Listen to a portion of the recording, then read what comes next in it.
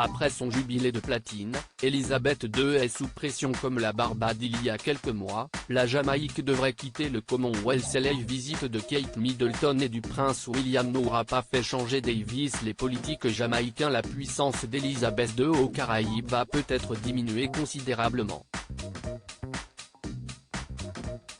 Et la reine s'apprête à essuyer un revers cuisant qui risque de l'attrister particulièrement, le départ de l'un des pays de Commonwealth.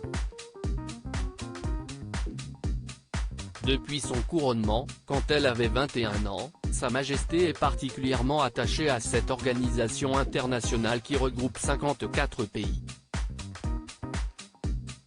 Parmi eux, 15 la reconnaissent comme chef d'État et la Jamaïque devrait quitter ce groupe. Si est en effet ce qu'a laissé entendre Marlene Malaou Fortescue qui dirige le ministère des Affaires juridiques et constitutionnelles du pays.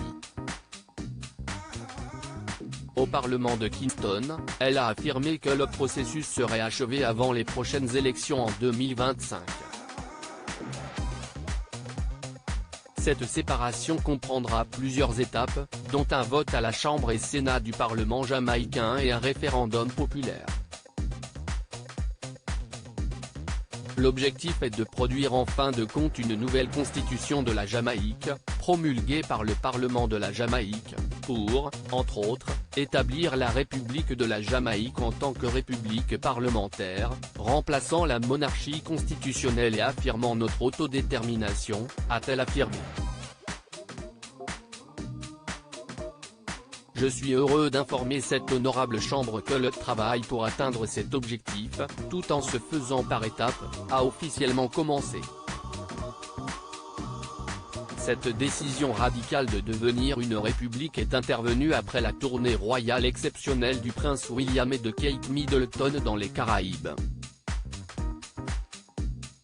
Il y a quelques semaines, les Cambridge se sont rendus de l'autre côté de l'Atlantique pour accomplir une mission donnée par Elisabeth II et tenter d'empêcher d'autres pays de suivre les pas de la Barbade. Le prince William, son discours inédit n'a pas changé la donne durant leur voyage, les Cambridge ont été chahutés à plusieurs reprises. Face au prince William et à Kate Middleton, le Premier ministre jamaïcain n'avait pas manqué d'évoquer la future indépendance de son île. Il y a des problèmes ici qui, comme vous le savez, ne sont pas résolus, mais votre présence nous donne l'occasion de placer ces problèmes dans leur contexte, d'être au premier plan et d'être traités du mieux que nous pouvons, a-t-il expliqué au Cambridge lors de leur rencontre. Et le futur roi d'Angleterre avait alors fait un discours très attendu et inédit. Je suis tout à fait d'accord avec mon père, le prince de Galles, qui a déclaré à la Barbade l'année dernière que l'effroyable atrocité de l'esclavage entache à jamais notre histoire, a commencé le prince William. Je veux exprimer ma profonde tristesse. L'esclavage était odieux. Et cela n'aurait jamais dû arriver.